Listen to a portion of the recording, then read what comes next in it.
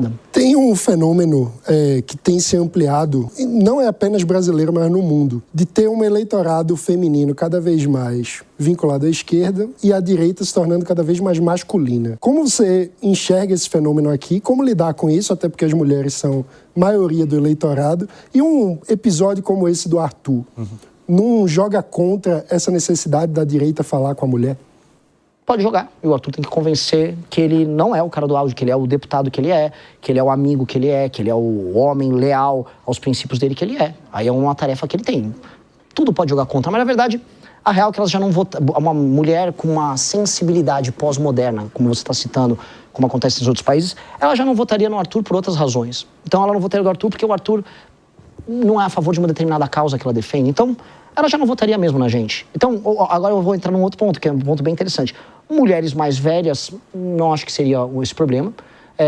E aí é uma dinâmica muito brasileira, que é a dinâmica do compra de voto. Não que a gente vá praticar de maneira alguma, mas muitas mulheres não são, vamos dizer, mulheres e homens no Brasil não estão atentas a isso na hora da decisão do voto. E isso é um problema.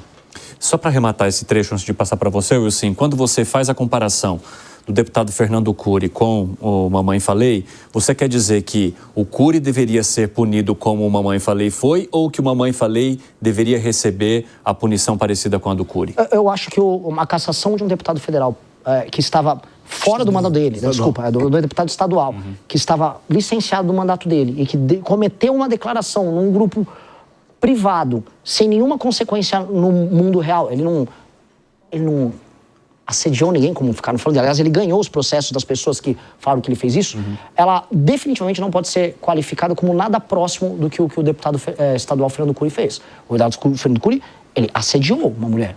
O Arthur, ele mandou um áudio e aí foi gerado um pânico moral no meio de um carnaval, em que as pessoas estavam pulando o carnaval, bebendo, indo para festas das mais diversas e...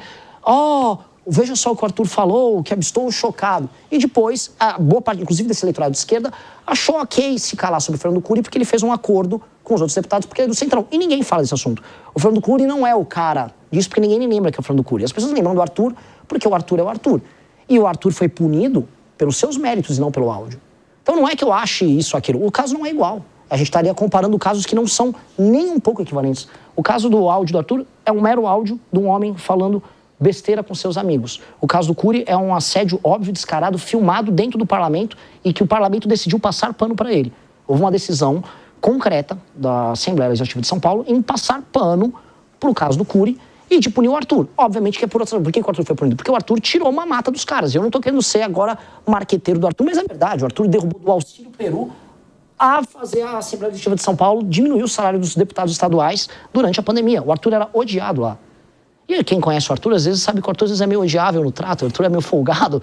Então o Arthur os caras não gostavam do Arthur mesmo. E o Arthur foi tirado de lá. Ele tomou uma lição. Você não tá passando pano pra ele, não? Não passo pano. Eu defendo o cara que lutou comigo todos esses anos e que é um sujeito de um caráter irrepreensível. Vai lá, Wilson.